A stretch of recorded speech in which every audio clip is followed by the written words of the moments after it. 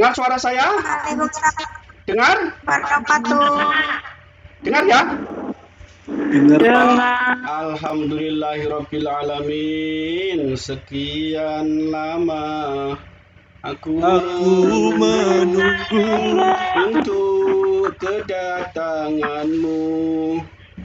Aduh, setengah jam saya ngobrol di depan laptop, saudara-saudara pemirsa. Halo, kayak hilang semua ini. Ada orangnya apa enggak? Ada Pak. Ada ya. Bentar, tak cari absen. Aduh, bentar. Wait, minute.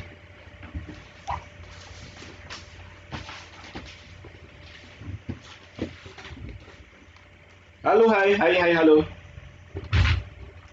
Halo. Alhamdulillah, barokallah.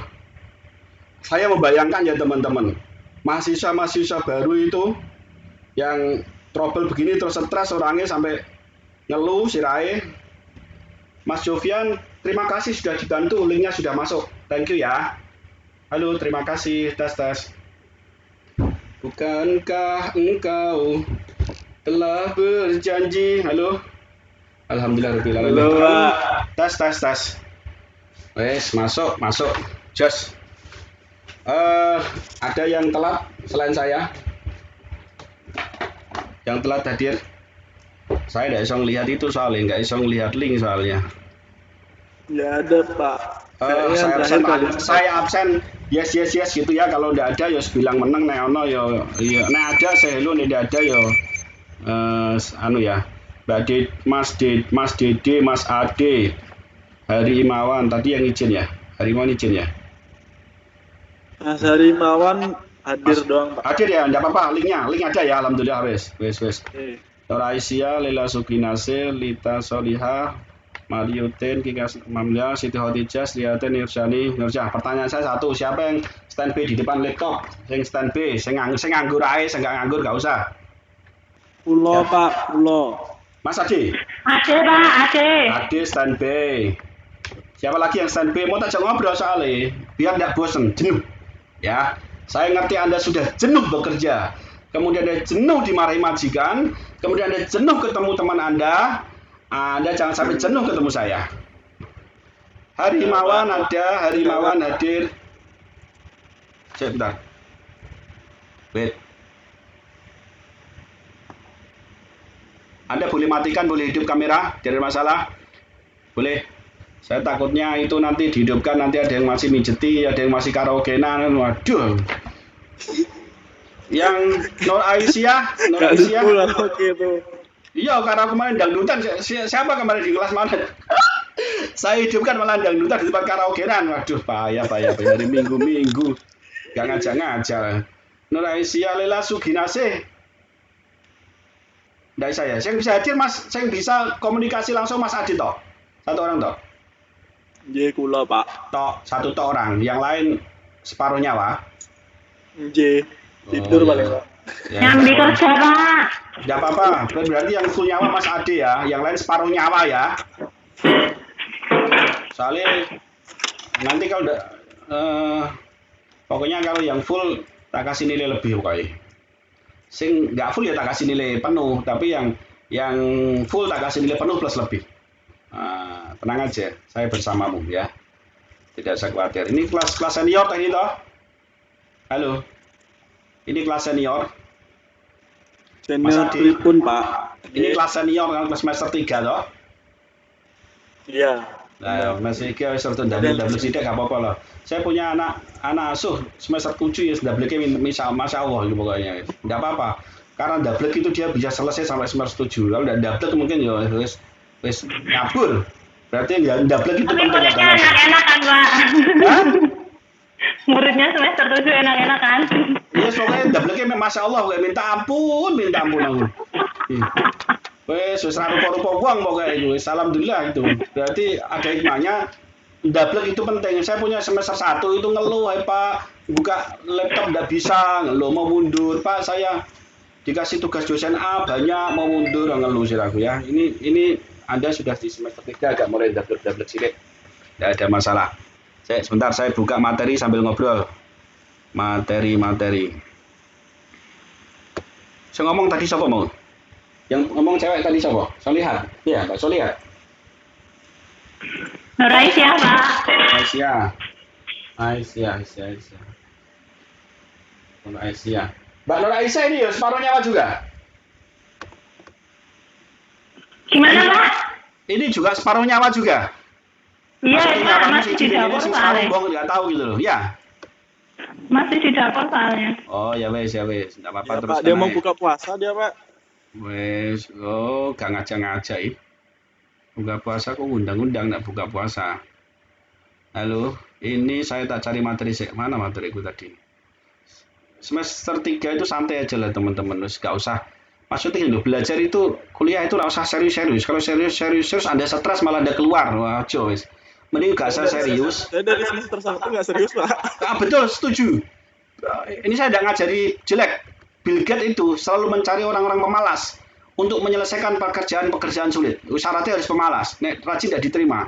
Kenapa? Karena ditemukan sebuah penelitian bahwa seorang pemalas itu selalu mencari jalan mudah untuk menyelesaikan persoalan sulit. Gitu loh. Jadi persoalan-persoalan sulit itu bisa diselesaikan dengan mudah oleh para pemalas. Di mana orang-orang rajin selalu menyelesaikan dengan cara yang sulit. Kalau di mahasiswa contohnya nyontek, terus gitu aja. Nah, kadang nyontek itu gotong royong termasuk bagian di gotong royong, tapi jangan sampai full sama lah, diubah bagaimana caranya. Itu yang penting kita paham lah, saling memahami satu sama lainnya. Dengan bertatap muka aja kita paham maksud dan tujuannya. Anda sudah melihat slide saya? Wes ngerti slide aku belum ya? Belum, Pak.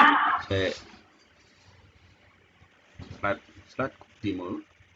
Slide. Desktop. Wes, deal. Sah. Hitam doang ada, Pak. Hitam. Ada. Deal sah ya. Jab kabul saya. Oke, sah. Tanpa saksi, tanpa naib, tanpa mahar. Teman-teman, kita akan belajar perkembangan hukum media massa di dunia dan perkembangan hukum media massa di Indonesia. Ini kalau saya jabaran panjang, jadi panjang kali lebar sama dengan luas. Kalau saya buka semua slide-nya, Anda keluar dalam keadaan stres. Masuk stres, keluar stres ya. Jadi masuk gendeng, keluar bukan sehat tapi setengah gendeng. Daripada gitu saya ringkas semudah mungkin. Ya, saya ringkas semudah mungkin sehingga Anda nanti tidak jenuh melihat buku. Anda cukup melihat slide saya sudah cukup. Kalau perlu ngomongan saya direkam. Kalau tidak perlu direkam ya dicatat. Ya enggak apa-apa. Artinya begini teman-teman. Buku itu kadang menipu. Jadi Anda jangan mau ditipu. Anda sudah sering ditipu pacar Anda, ya. Anda sudah sering ditipu suami Anda, atau Anda ditipu pasangan Anda. Dengan buku jangan mau ditipu. Kenapa? Karena buku itu biasanya penjelasan banyak ABC. Ternyata intinya cuma itu tok gitu loh. Mau ngomong soal alenia itu loh, bikinnya paragraf, judul gitu loh. Jangan. Anda harus cerdas. Kita harus bekerja cerdas. Jangan bekerja keras. Kalau Anda bekerja keras, Anda dapat capek, ya. Tapi kalau Anda bekerja cerdas, Anda akan dapat hasil yang maksimal, ya. Jadi kalau saya lihat perkembangan hukum media massa di dunia dan perkembangan hukum media massa di Indonesia itu hanya mencakup beberapa topik tok. Tapi kalau Anda lihat judul bukunya, Anda akan stres. Saya yakin tebal sekali. Ada yang sampai semester 3 masih benci melihat buku? Aku? Mas Dede? Mas Ade? Enggak Pak, kalau buku saya suka Pak, tapi tergantung isinya Pak. Sayang bolomu tidak muncul ya, bolomu ya setengah nyawa kalau ngerti kalau lihat buku itu benjiri Masya Allah itu mesti. Ya artinya itu kayak ngelihat temen yang utang lama dan bayar-bayar gitu loh. Jadi ngelihat itu sebel gitu, ketemu itu rasanya gak sebel kok utangnya lama gak disaur, tapi sebel kok temennya gitu loh. Sama ya bukunya gitu ya. Jadi lihat itu rasanya piye gitu loh. Jadi gak dibaca kok ini tugas kuliah, gak dibaca kok tugas kuliah, dibaca kok orang kuat belajar ya. Solusinya adalah ada di depan Anda ya. Jadi saya akan ngasih solusi.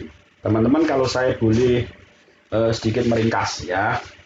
Saya akan dongeng sekarang. Dongeng itu bisa Anda nggak usah komentar, pokoknya dongeng. Kayak Anda kalau didongengi kancil nyolong timun itu loh ya. Jadi kalau Anda dikunjungi kantil nyolong timur oleh mbah-mbahmu atau bapak ibumu, Anda jadi pendengar yang setia sambil ngantuk-ngantuk, riap-riap sampai akhirnya tidur ya.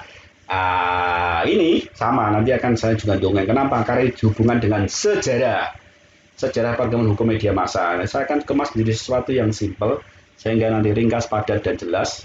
Ya, kalau tidak jelas, dia Pak, harus dijelas-jelas, no.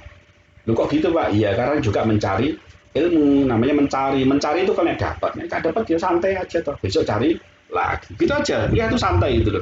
Pak nggak paham, tidak apa-apa, besok masuk lagi, tidak paham lagi, tidak apa-apa, siapa tahu ya, Anda dapat petunjuk suatu ketika, kemudian Anda baca buku, oh maksudnya Pak Hidayat ngono toh jebulan nih, ngono gak ngomong dengan aneh ya gitu, jadi santai aja ya.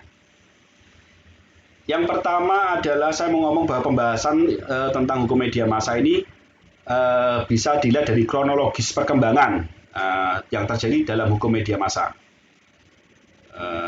Bahasanya adalah memahami latar belakangnya, konteksnya kayak apa, keberadaan bidang hukum media massa itu kayak apa sih hubungannya antara perkembangan itu dengan hukum media massa, letaknya nang di si hukum itu pada era itu, ya, Anda harus bisa tahu.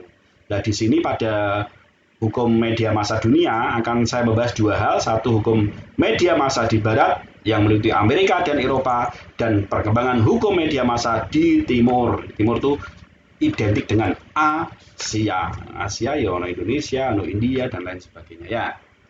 Slide pertama saya ngomong masalah gitu aja, singkat, padat, dan tidak begitu jelas.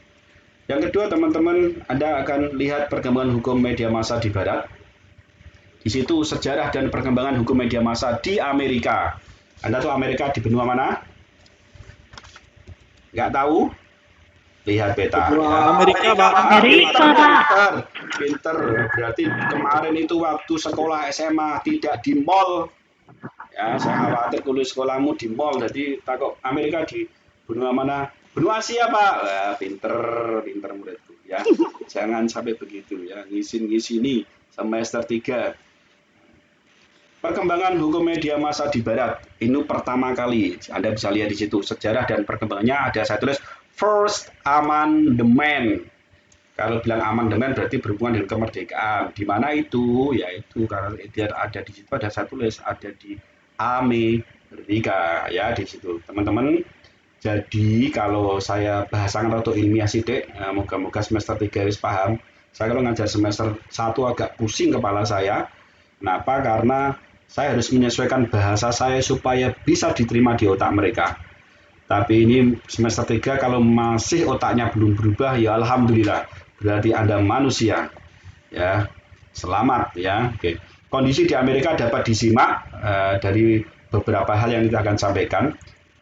Jadi di bidang hukum media, Amerika itu menempati pertama kali ada itu waktu First Amendment atau hari kemerdekaan di Amerika itu sendiri ya. Jadi sejak saat itulah regulasi tentang media massa bermula. Sama di Indonesia juga nanti Anda akan bahas sama. Jadi sebelumnya masa-masa kacau tanpa aturan masih di Indonesia ini terlama nanti aja. Tapi saya akan pasti sedikit. Masih pada era hukum Netherlands atau Hindia Belanda. Sejak kemerdekaan sudah mulai ada timbul undang-undang. Amerika juga sama ternyata teman-teman. Jadi sejak adanya kemerdekaan itu maka muncullah regulasi yang berkaitan dengan media massa di Amerika ya. Jadi dalam perkembangannya munculnya era media cetak ini itu pada awal abad ke-20 ya. Di mana dengan regulasi-regulasi yang melengkapi utamanya ya. Jadi setelah kemerdekaan itu contohnya ini ada undang-undang yang berkaitan dengan radio. Sudah mulai muncul di Amerika sana, di mana undang-undang radio tahun 1927 ya. Itu sejarah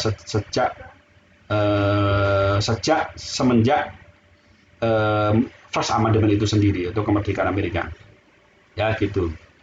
Jadi dalam konteks Amerika ini itu masih biasa, negara itu kan negara sekuler ya, masih adanya tarik-menarik kepentingan publik dan privat, artinya undang-undang itu tidak bisa berlaku secara utuh gitu loh. Artinya banyak kepentingan yang menunggangi. Sama di Indonesia juga undang-undangnya ada, tapi banyak juga yang menunggangi. Ya, menunggangi itu yang menunggangi enak, yang ditunggangi yang tidak enak. Gitu, karena banyak kepentingan yang tidak bisa terrealisasi. Intinya begitulah. Jadi di Amerika pun sama. Jadi jangan Anda pikir, Pak, negaraku ini Pak, undang-undangnya orang melaku, tidak jalan. Sama, di Amerika juga sama. Sama. Rumput di halaman tetangga lebih hijau ternyata. Ada yang bisa muncul lagi setelah Mas Adi? Tidak ada ya? Yes, tidak apa-apa. Biar saya ngoceh, dengarkan aja ya. Yang penting ada absen, ada nanti di grup Mas Adi atau teman-teman yang mewakili tolong absennya ya. Saya tidak cek lagi soalnya. Dewasa ini ya di Indonesia terutama dengan hadirnya media baru. Media baru itu apa teman-teman? Media baru itu seperti internet ya. Kalau media cetak ya surat kabar, media elektronik ya TV, radio. Anda harus tahu kalau ada bilang new media, otak Anda harus set. Apa ini media? Oh, sosmed, internet. Print media, media cetak, koran, surat kabar. Itu harus nyanda. Elektronik media, Anda jangan ngowoh gitu loh. Media menurut media elektronik. Anda tanya Mbak, Mas Adi, di elektronik itu apa? Misalnya ponakane nanya, jangan apa ya dek? Ya wis itulah. Tape recorder, jangan nanti ngisi ini ya. Pokoknya yang menganggur media, tapi yang berbentuk elektronik kayak radio, TV dan lain sebagainya. Anda harus mulai tanggap, ya. Jadi mulai adanya undang-undang telekomunikasi pada tahun 1995. Jadi media-media pun harus diatur dengan undang-undang yang ada. Jadi intinya di Amerika sana, First Amendment itu merupakan tonggak awal sejarah mulanya undang-undang dibentuk ya. Oke. Meskipun dalam perkembangannya juga dibuat aturan-aturan untuk menanggulangi kelemahan. Jadi ada kelemahan dan kelebihannya. Sama, undang-undang juga sama. Jadi trial and error. Jadi sebuah negara itu kalau menerapkan undang-undang juga sama, trial and error. Nggak terus langsung berjalan. Nggak. Jadi kalau Indonesia sekarang undang-undangnya itu maju mundur cantik, ya biarin aja. Berarti itu lagi proses penyempurnaan. Sama, karena di negara barat pun dulunya waktu undang-undang dimunculkan juga maju mundur cantik ya. Jadi artinya segitulah. Artinya harus kita harus memahami ya, jangan jadi penambah provokator. Anda sebagai mahasiswa nanti kalau lulus saja jadi provokator. Kenapa? Karena Anda sudah dilihat masyarakat, teman-teman. Ngomongmu sekarang ya tidak punya titel, dengan ngomongmu nanti setelah punya titel itu akan lebih didengar di masyarakat. Namamu nanti yang punya titel. Maka jadilah pembawa berita yang menyejukkan, jangan jadi provokator. Nanti lulusan angkatanmu jadi provokator baru, bukan sarjana penyejuk yang baru ya. Contohnya apa? Fenomena terkait ya masa lalu yang masih tarik ulur itu. Contoh dulu di negara kita ini. Ada yang kelahiran agak jadul lah. Jadul tahun berapa ya? 29, yang kira-kira umurnya sekarang 30 lebih lah. Yang kira-kira dulu kalau ditelepon temannya pakai handphone untuk kena roaming, ada enggak seperti itu? Ingat Anda? Kalau Anda enggak ingat berarti Ada, Pak. Ada ya? Pernah nggak ngalami kesel gitu? Pulsa sedikit ditelepon ternyata kita juga bayar gitu. Ada enggak? Nelponnya dia ada ya. Nah, kalau sekarang kan di luar negeri masih kita telepon di Indonesia kita kena roaming. Dulu kan kita lebih ngeselin lagi. Sama-sama handphone ditelepon, dia yang nelpon, kita nggak butuh, kita suruh bayar kena roaming. Kan ngesel. Mau ngajak gelutan tapi yang nelpon mak kita ya. Kan enggak etis ya. Mau ngajak gelutan tapi yang telepon ternyata bapak kita. Halo Sriyati, halo Neni, aku kangen. Nggak mau jadi gelutan, bapak lagi, Pak, roaming Pak, duitku nggak cukup ya gitu. Kita sering begitu dulunya itu, sering amu-amuan. Saking takutnya itu kita matikan handphone, hanya kita pakai kalau kita nelponi orang gitu ya. Jadi mereka yang telepon kita yang kena roaming lah. Undang-undang aturan-aturan begitu itu loh yang membuat kita kesel. Tidak ada suatu kepastian hukum, adanya monopoli sebuah telepon seluler, sebuah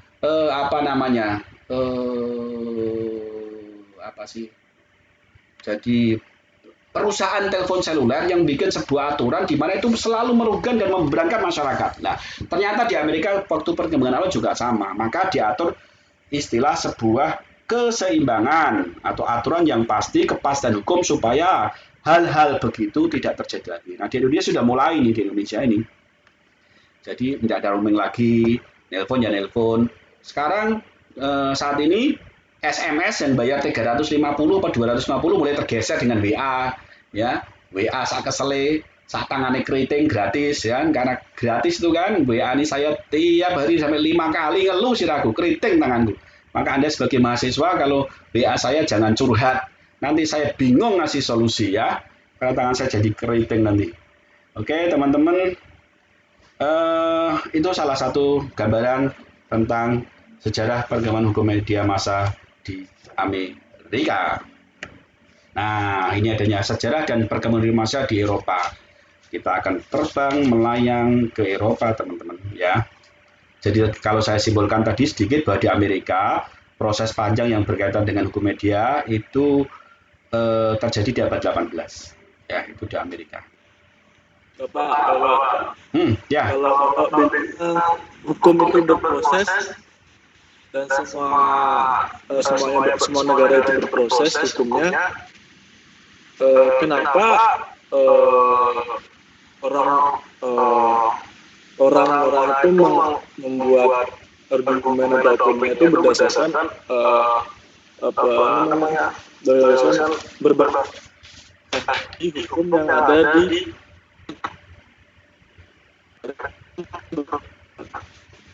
Halo, hai. sama-sama berproses, kenapa enggak? Sama-sama berproses, kenapa enggak? Ayo, keluarkan kemampuanmu. Iya, maksudnya kalau sama-sama berproses, kenapa harus pakai produk luar? Kenapa enggak pakai berbasis dari kita sendiri aja? Oh, pinter. Maksudnya dari negara. Pinter le.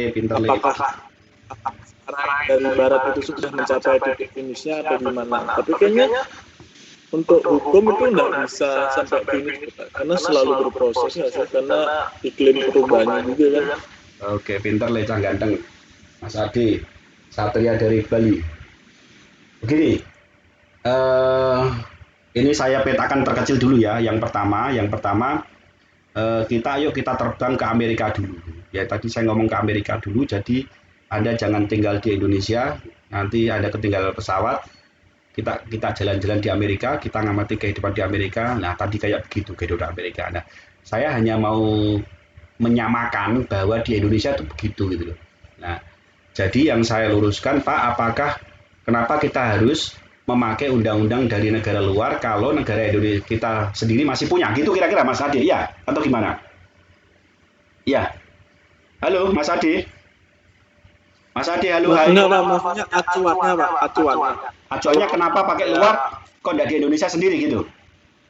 Acuannya maksudnya, Pak. Maksudnya kalau orang dalam berdiskusi kan dia perlu basis data tuh, Pak, ya kan? Banyak yang terjadi yang di orang-orang berdebat ya, kayak mungkin garis besarnya Mata Najwa atau yang lain gitu kan, dia pakai dia berargumen itu berdasarkan kita ini dari barat gitu, ini barat. Oh iya, pinter. Barat kalau emang di Indo sendiri juga masih sama, maksudnya di negara kita sendiri juga sama-sama berproses gitu loh, Pak. Pinter. Untungnya Mata Najwa itu satu arah ya. Kalau dua arah proyek orang banyak ya. Nah, begini Mas Adi. Pinter, kritis, Anda kritis. Jadi begini. Sejarah hukum itu tidak terlepas dari siapa dan di mana hukum itu mulai muncul. Ya. Makanya di situ dijelaskan di First Amendment Amerika karena kemerdekaannya paling lama di antara negara-negara dunia. Dulu ada Uni Soviet, tapi Uni Soviet kan sudah hancur. Nah, sekarang produk hukumnya mulai dari sana, stres gitu. Nah, kemudian dari Amerika nanti ada terbang ke Eropa, termasuk Hindia Belanda, dan Hindia Belanda itu yang menjajah Indonesia. Nanti saya coba, moga-moga keterangan saya itu menjamah bumi ya. Menjamah bumi itu orang-orang terbang melanglang di udara kayak lagunya Green Niji ya. Jadi begini, setelah perkembangan media sosial di Amerika, namanya orang hidup dan berkomunikasi tentu akan berimplikasi pada negara-negara seperti Eropa, kemudian di Belanda. Nah, Belanda sendiri akan menjajah Indonesia sehingga warna-warna Belanda campur warna-warna Amerika masuk dalam kemajemukan di Indonesia. Nah, itu jawaban pertama. Tapi yang harus saya garis bawahi adalah kalau kita mau membandingkan mungkin boleh. Artinya biar sok keren, biar terlihat elegan. Wah, di Amerika lu begini, kenapa kita tidak begini? Nah, Itu kalau dua arah bisa dikerawung orang banyak ya, jujurnya satu arah di TV itu. Kenapa harus mereka? Bukan kita nggak menciptakan produk sendiri bagus karena latar belakangnya sendiri. Cuman dasar dari semua itu adalah kalau kita membandingkan sebuah peristiwa bolehlah sebagai kaca ya, sebagai kaca itu sebagai perbandingan boleh, tapi tidak boleh dipakai sebagai dasar hukum. Jadi dasar hukum di Amerika tidak boleh dipakai untuk argumentasi dasar hukum di Indonesia karena berbeda. Nah, yang kedua, saya kerucutkan lagi bahwasanya hukum-hukum di Indonesia, baik kitab undang-undang hukum pidana, kitab undang-undang hukum acara pidana, kitab undang-undang hukum perdata yang kita pakai hari ini itu masih buatan Belanda. Itu Cang Ganteng dan teman-teman semua yang cantik. Jadi mau nggak mau produk kita hukum yang ngetok palu, yang nyuri, hukum mencuri, hukum tanda mengek, hukum banyak hal yang ada di KUHP, KUHAP dan KUH Perdata. Saya mohon maaf saya agak sedikit beda pendapat dengan di buku ya, tapi hak saya kan seorang dokter hukum. Artinya begini loh. Di situ dijelaskan kalau hukum perdata itu kitab undang-undang hukum KUHAP. Kalau saya bilang KUHP itu hukum acara pidana. Kalau hukum acara perdata lah kita bilang hukum acara perdata. Kalau KUH Perdata ya kitab undang-undang hukum perdata. Kenapa? Karena kitab itu sudah ada kitab P. Kalau kitab undang-undang hukum acara perdata itu masih cuplian dari banyak hal. Moga-moga nyampe ya. Nah, kalau Anda nggak mengacara agak susah jelaskan. Artinya gini loh, kalau kita di pengadilan, kita duduk di mana, kita saksi syaratnya harus apa, itu acara, hukum acara. Hukum acara itu hukum selama pelaksanaan proses, itu hukum acara. Tapi kalau hukum tidak ada acaranya, di situ ada hukum pidana, berarti pasal-pasal yang mengatur tentang pidana. Kitab undang-undang hukum perdata berarti pasal-pasal yang mengatur hukum perdata. Tapi proses selama di peradilan kayak apa, harus bagaimana, itu hukum acara pidana, hukum acara perdata gitu ya. Tapi di buku dijelaskan kitab undang-undang hukum perdata itu hukum acara perdata. Saya kurang pas dengan kata-kata itu. Saya boleh dong karena background saya kan hukum. Yang orang itu kan bukan orang hukum kan. Nah, saya boleh mengkritik sedikit lah. Sampai kemana-mana ya. Kembali ke tadi. Jadi yang kita pakai itu masih produk-produk Belanda mas. Sudah lebih dari 30. Pak, apakah kita kan banyak profesor hukum? Kenapa kita tidak mencoba merumuskan yang asli buatan Indonesia? Sudah mas, bukan belum, sudah. Sejak zaman Prof. Muladi dulu, almarhum ya, sampai Prof. Adnan Buyung Nasution dan lain-lain itu sudah dibentuk dan sampai sekarang belum jadi gitu. Ya banyak kepentingan politik yang menunggangi di situ ya. Tuh intinya begitu. Terus yang kedua, apalagi yang mau mas ya? Jadi intinya kalau apakah pertanyaan saya sudah menjawab kegelisahan Mas Ade? Halo? Lumayan Pak. Lumayan ya. Lumayan Pak. Jadi saya adalah kepikiran gini, kalau Bapak bilang karena saya misalnya ngambil simpulnya gini. Kenapa orang kalau orang-orang bicara ini tuh harus mengacu dari barat, terutama Amerika, apa karena negaranya itu kan negara yang adidaya Pak. Jadi itu juga memegang peran. Jadi saya kepikiran nih Pak, if someday nanti depan-depannya Amerika tidak menjadi negara adidaya, kalau dulu kan sayangnya Soviet. Iya, pinter. Dan Rusia, masih someday China memegang kuasa yang paling besar di dunia. Nanti kan Amerika menjadi adidaya, atau mungkin Rusia, atau mungkin kan Iran yang punya sekarang nuklir gitu kan. Apakah nanti akan merubah juga Pak? Yes. Karena itu nanti dalam pelajaran ilmu politik namanya masuk budaya politik. Gimana Pak? Dalam pelajaran pengantar ilmu politik itu masuk dalam budaya politik. Jadi akan berkembang gitu Mas Ade. Dulu kan kita ya, Anda boleh percaya boleh enggak, kalau Anda lihat sejarah dulu yang nyupport senjata kita melawan penjajahan Belanda kan dari Uni Soviet, ya enggak? Maka kiblat kita ke Uni Soviet pada masa Soekarno. Sehingga paham komunis masuk. Paham maksudnya? Paham Pak. Saya juga Uni Soviet hancur. Kemudian kita mulai mengkiblat ke Amerika, ya toh? Nah, setelah Amerika mulai berjalan, tapi ada penyaing baru yaitu Cina, maka kiblat kita hari ini mau mengarah ke Cina, ya toh, kira-kira. Meskipun kita dulu memproklamirkan diri pada zaman Soeharto sebagai negara non-blok, karena blok itu hilang, jadi hilang semuanya termasuk non-blok, dan kiblat kita hari ini hampir mengarah ke Cina. Nah, di situ ada perang dagang antara Cina dan Amerika, benar sekali. Itu perang dagang di bidang ekonomi, belum lagi perang dagang di bidang kebudayaan. Itu ada tarik ulur, Mas. Betul, betul. Negara yang akan mendominasi itu akan menjadi kiblat dari banyak negara. Terutama, misalnya Mas Adi lulusan Amerika. Nggak mungkin dong akan menggembar-gemborkan negeri Cina.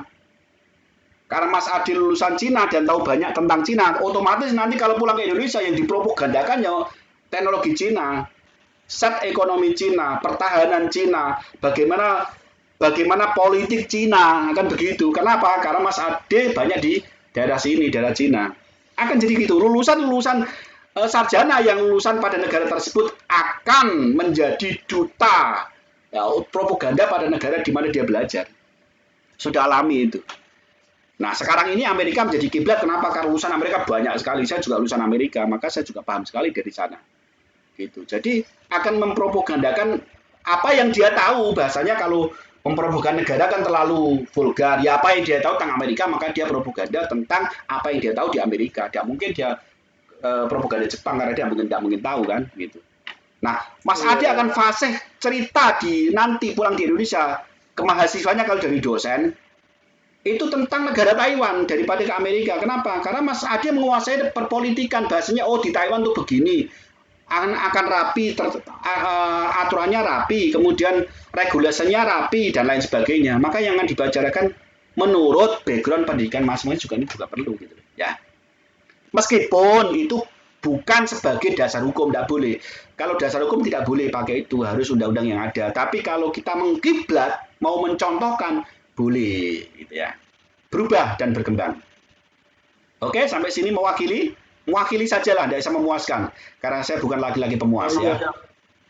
Iya Pak, maksudnya kan Pak juga ngasih, ini kan nanti saya yang ngolah sendiri lagi kan Pak. Nah, berarti kalau apa namanya benang merahnya berarti siapa yang berkuasa juga. Nah, baru saya semalam baca Pak, kalau namanya itu kayaknya saya nggak cara apa semalam ya. Hukum media massa juga itu apa namanya akan berubah-ubah seiring perkembangan zaman. Benar nggak? Gimana? Seiring dengan perkembangan zaman, perkembangan hukum media massa, Pak. Yes. Media massa juga pers kan? Jawabannya yes. Ya, jawabannya yes. Kenapa? Di bidang hukum sendiri pun akan mengalami perubahan. Karena dulu awalnya tidak ada hukum media massa diatur secara undang-undang. Kemudian ada undang-undang pers, ya, undang-undang komunikasi yang kemudian muncul new media itu internet, ada undang-undang cyber. Ada muncul. Kemudian sekarang ini muncul lagi undang-undang ITE. Ya, akan seperti itu. Karena teknologi berubah, maka undang-undang pun akan menyesuaikan. Karena apa? Memang sih ada istilah undang-undang itu diciptakan cacat sejak lahir. Jadi undang-undang itu ada istilah orang hukum itu undang-undang cacat sejak lahir. Artinya begini. Undang-undang diadakan itu selalu kalah dengan perkembangan. Jadi kejahatan itu selalu dahulu. Kejahatan dahulu baru diatur undang-undangannya. Tatkala undang-undang jadi, kejahatan sudah lebih meningkat lagi, lebih mahir lagi gitu loh. Dulu undang-undang hanya penyalahgunaan media cetak. Waktu media cetak dikeluarkan undang-undang sudah penyalahgunaan media elektronik. Tidak ada undang-undangnya. Sedangkan undang-undang di Indonesia untuk mengikat bagi siapa yang melanggar. Jadi di Indonesia ada satu sistem bahwa kita dinyatakan bersalah jika ada undang-undang yang mengatur. Jika tidak ada undang-undang yang mengatur, maka kita tidak bisa dinyatakan bersalah. Begitu. Makanya istilah hukum cacat sejak lahir. Nah, sejak ada perkembangan itu, maka memang akan selalu kalah dengan perkembangan di luar undang-undang. Tapi setidaknya bisa mengcover lah. Bahasanya begitu. Ya. Gitu. Ini cover saja, cover itu just to know saja. Karena S1 kalau dalam perumusan masalah, kalau Anda nanti bimbingan karel itu hanya untuk mengetahui. Nah, itu aja sudah cukup. Kalau S2 mengetahui dan menganalisa. Kalau ketiga S3 berarti menemukan, to find, ya begitu. Jadi Anda cukup mengetahui sajalah, yang ringan-ringan saja. Oke. Sambil berjalan, itu saya lihat di slide. Jadi sejarah dan perkembangan hukum media massa di Eropa. Jadi situ saya tuliskan awal kehadiran media cetak di Eropa. Ingat saya di sini dongeng. Ada dongeng itu sambil liar tidur enggak apa-apa, sambil kerja enggak apa-apa. Enak. Nak sadar ya ngomong, enggak sadar ya santai saja ya. Awal kehadiran media cetak di Eropa ditandai dengan pengendalian oleh gereja dan otoritas sipil. Jadi antara tarik ulur antara gereja dan pemerintah ya, termasuk dalam menentukan isi apakah itu berseberangan dengan pemerintah atau pro pemerintah. Seharusnya dan biasanya pada waktu itu meskipun undang-undang sudah dibentuk, tetap saja biasanya kurang bisa berjalan. Hal-hal yang bertentangan dan oposisi terhadap pemerintah biasanya ya digeser ya. Tapi sejak fenomena John Milton ada sedikit angin segar lah bahasanya begitu. Itu tentang sejarah perkembangan media massa ya, itu di Eropa. Halo. Jadi kondisi di Eropa. Bapak bilang John Milton. Oh, John Milton. Ya. Kondisi di Eropa, teman-teman. Jadi kondisi di Eropa itu di satu sisi mereka sudah ada regulasi sama sejak awal pencerahan. Kalau saya ngomong awal pencerahan itu kalau di pelajaran yang lalu kalau saya tidak salah itu pada abad 17-18, moga-moga Anda masih ingat, atau sekarang lupa, kemarin tidak tahu, besok tidak ingat ya. Masa Afklarung, jadi masa pencerahan pada abad 17-18 itu mulailah mereka mengadakan sebuah regulasi ya. Jadi awal mula media cetak, ya media cetak pun itu belum menginjak ke media elektronik, masih media cetak, itu pun masih dikendalikan oleh gereja dan pemerintah. Nah, sampai sekarang ada kalau di Inggris kekuasaan Paulus juga masih mendominasi, bahkan luar biasa sekali pengaruhnya di seluruh dunia ya, termasuk di kalangan sahabat-sahabat kita, teman-teman Kristen ya gitu, masih mengkiblat ke sana. Saat itu juga masih sama, jadi dikendalikan oleh gereja dan pemerintah. Jadi setelah adanya karena ada fenomena itu, maka muncul pemikiran menuntut kebebasan yang kemudian mendasari munculnya itulah yang satu situ figur John Hamilton atau John Milton, boleh John Hamilton ya. Oke. Itu mula-mula hukum media massa berkembang sejak adanya regulasi. Kenapa Pak mulai dibahas ya regulasi ya? Karena sejak ada regulasi itulah akan muncul sedikit perlawanan atau tarik ulur antara pihak media dengan pihak pemerintah. Beda kalau tidak ada regulasi kan gitu. Jadi dalam konteks Eropa, awal kehadiran media cetak itu dimulai dari pengendalian gereja ya dan pemerintah. Isinya dan lain sebagainya harus disortir dulu. Dia disortir lah. Kalau kita ada Kominfo ya untuk mensortir isi media televisi, elektronik dan lain sebagainya, mereka akan diawasi. Ini yang menjadi dasar munculnya fenomena John Milton. Jadi fenomena John Milton sendiri itu yang mempelopori adalah John Hamilton ya, pada tahun 1644. Ini Anda just to know saja, hanya sekedar tahu saja. Jadi pada masa itu teman-teman, jadi beberapa abad dari perkembangan ada 3 tahap. Tahap pertama tuh kemunculan media massa di akhir abad ke-19 sampai dikenalnya pada awal abad ke-20-an. Kedua adalah tentang pelayanan publik dan ketiga adalah perubahan atau perkembangan media massa dari tahap ke tahap. Itu di Eropa, itu sejarah api terperciknya munculnya sejarah media massa. Indonesia Pak, Indonesia kayaknya waktu itu kita masih nenek moyang kita masih di laut ya. nenek moyangku seorang pelaut gitu ya, masih di laut, masih belum mikir sejauh itu. Masih konsep-konsep burung kenal media massa lah, karena tahun berapa itu ya kan, masih ya proklamator pendiri kita masih belum muncul kan waktu itu ya, masih primitif dan serba tradisional. Itu gambar John Hamilton ya, dengan fenomena John Milton, Anda bisa lihat ya. Itu tentang sekilas tentang Eropa. Nah, kita setelah di Eropa, ayo kita beli tiket, kita terbang ke Asia Timur atau Asia. Ya, jadi kita habis beli tiket ke Amerika, kita coba terbang ke Eropa, kita belajar sebentar, kita coba terbang sedikit ke Asia ya. Kalau kita saya bilang Timur berarti cenderung ke Asia. Itu saya tuliskan sejarah perkembangan hukum media massa di Asia. Jadi beberapa pandangan tentang kondisi media massa di Asia. Yang pertama, terjadi sejumlah perubahan dalam praktek jurnalisme dalam 3 dekade di Asia. Jadi melalui perkembangan biasa, perkembangan itu terjadi agak pesat di 3 dekade ya. Kemudian tingginya ekspansi industri media Asia, juga berbagai kasus di Asia. Ini yang akan kita bahas nanti ke depan ya. Jadi Asia itu bagian, kalau saya bilang Asia berarti bagian dari timur ya. Timur jauh itu Asia.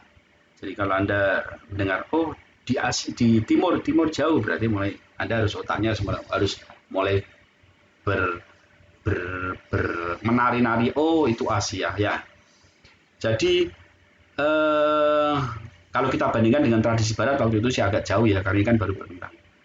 Jadi timur itu memiliki nilai-nilai sendiri, artinya kan masih primitif, belum semaju barat ya. Mereka sudah merdeka, sudah ngapa-ngapain, sudah membangun. Kita masih bercocok tanam dan melaut dan belum pernah memikirkan arti kemerdekaan ya. Tapi sejak 3 dekade terakhir, maka ekstensi Asia mulai terjadi, itu mulai berubah lah, bahasanya mulai berubah ya. Jadi dalam 3 dekade terakhir, sejumlah perubahan dalam praktek jurnalisme di Asia berkembang pesat ya. Jadi seperti kata Mas Ade tadi, ada perdebatan internasional, ada himbauan di sebuah media-media luar yang juga membahas tentang media-media di Asia gitu loh.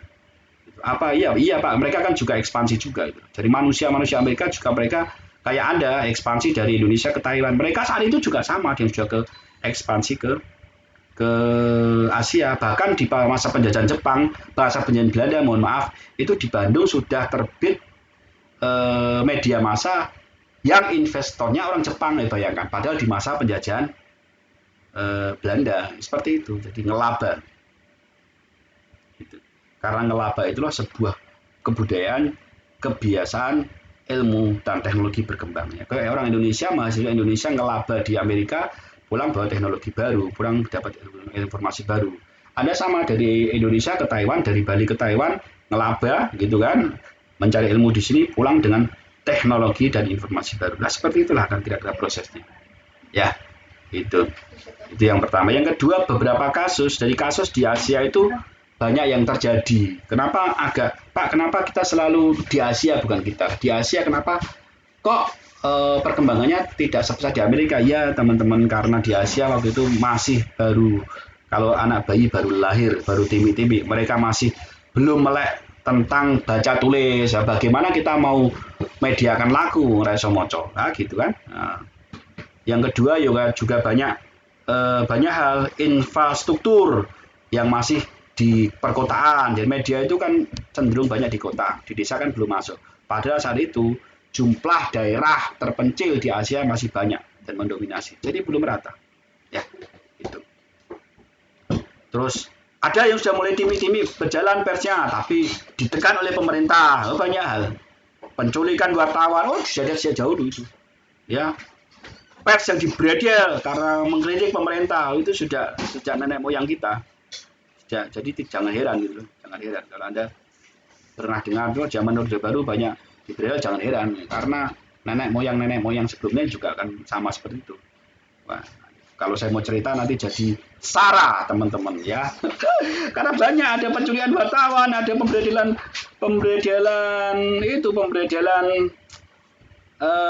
pers. itu benar-benar melanggar hak asasi manusia. Kalau saya salah ngomong bisa jadi sara dan menimbulkan kerusuhan. Nah, kasus di India, kasus di Indonesia yang pelanggaran HAM dan lain sebagainya. Ya penuh. Ya ini apa?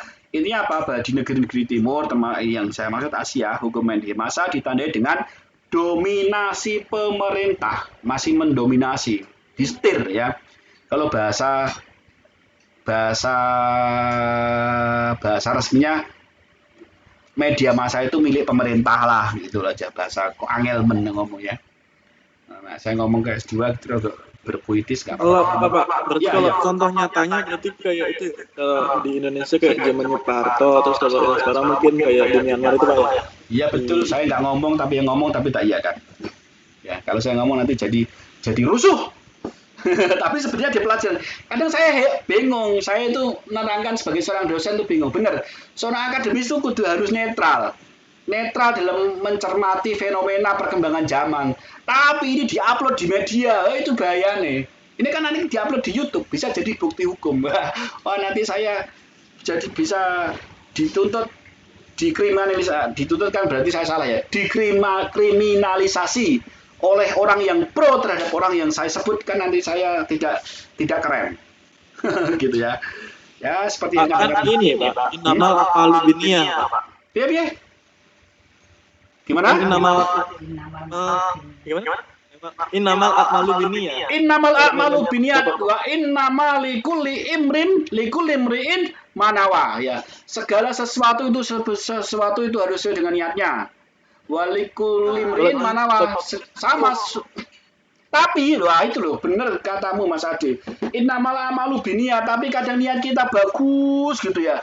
Tapi ya namanya orang mau mempelintir berita, takut kelompoknya tersakiti atau dalam tanda kutip ya, geng itu terganggu eksistensinya karena berita ini kan masuk YouTube, akan jadi masalah juga gitu loh, karena hukum di Indonesia itu belum ada kepastian hukum. Nah, bahasa saya pengacara itu, hukum bisa dibolak-balik sesuai dengan oknum yang mesan.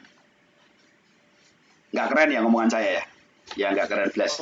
Ya, tapi saya pengacara Ya Pak, gitu. Pak, saya pernah dengar Biar. dulu saya dengar dari yang di sekarang jadi wakilnya Pak yang di Kemenkumham tuh siapa ya? Kemenkum Prabowo? Apa Mahfud MD? Mahfud MD wakilnya Pak. Ya profesor saya. Kenapa? Loh ini pernah ngajar saya. Terus? Saya pernah dengar Pak. Ya benar. Ya karena Hukum beliau ini kan tinggal di- profesor.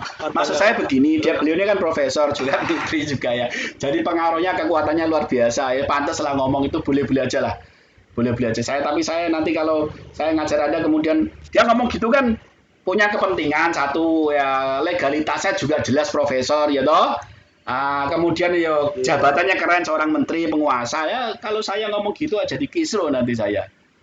Ya kalau yang dengarkan cuman Nur Aisyah, Lela, Lita, Soliatin, Kiki, Siti Khotijah itu aman. Nah, ya menjadikan grup-grup cendana misalnya. Waduh, nanti kasus saya dipikir ini meracuni generasi muda. Seorang dosen tidak melatih memberikan informasi yang baik, malah meracuni pemikiran, jadi bikin negara chaos. Waduh, saya bahaya nanti. Hukum kita tuh begitu, Mas. Bahaya.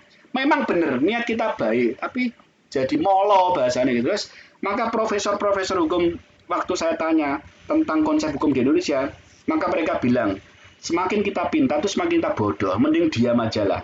Bilang gitu. Oh gitu Prof.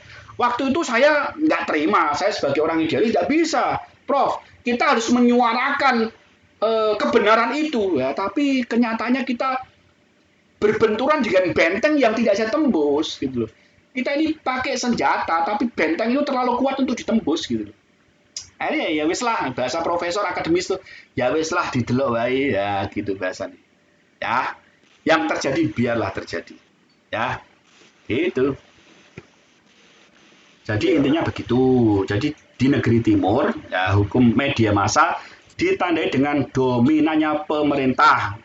Kalau saya mengutip tadi dari Mas Adi, ya benar gue di pemerintah KB namanya juga miliknya sendiri, maka dia akan memberikan berita-berita yang pro pemerintah.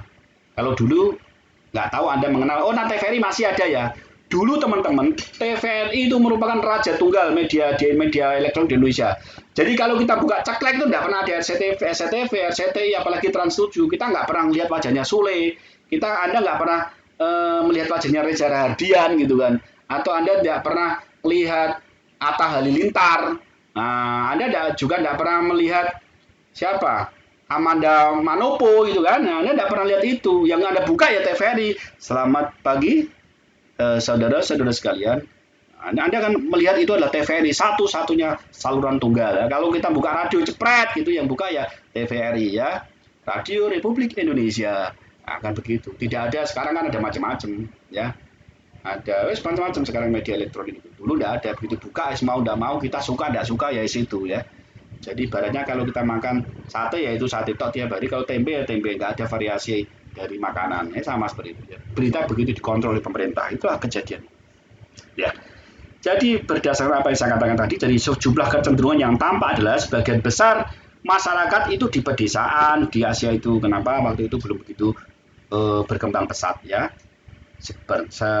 Sedangkan ya media elektronik, media massa, media cetak itu cenderung pada fenomena masyarakat perkotaan. Nah, kenapa di Asia waktu itu belum begitu menyebar? Any question? Atau mau ngunak?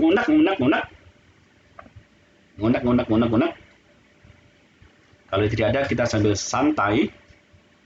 Teman-teman, nah kita tadi sudah melanglang buana ke Amerika, kita melanglang buana ke Eropa, kita sudah sedikit traveling ke Asia ya, sedikit banyak gambaran tentang Asia kayak apa sih. Kalau suka Asia nanti sebenarnya ada banyak sih. Kalau saya bilang media massa itu, kalau saya ngomong negara yang di Asia, awal-awal saya takut. Kenapa? Karena di situ banyak sekali penculikan tokoh, wartawan dan lain sebagainya. Nanti saya takut nyemprat. Terus pokoknya Anda cukup tahu bahwa begitulah keadaannya ya. Ya namanya belum diatur dengan tegas ya. Hukum itu belum ada kepastian hukum, belum ada keadilan hukum, belum ada kemanfaatan hukum ya, begitu. Ini perkembangan. Jadi kalau kita mau menilai balik ke Indonesia lagi ya, karena visa sudah habis, ayo kita balik ke Indonesia biar kita tidak jadi pendatang ilegal di negara lain.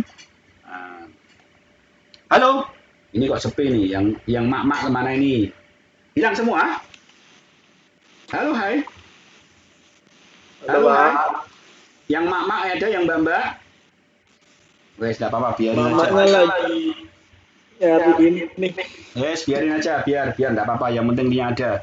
Saya sangat menghargai teman-teman. Saya luar biasa loh, berat. Saya paham.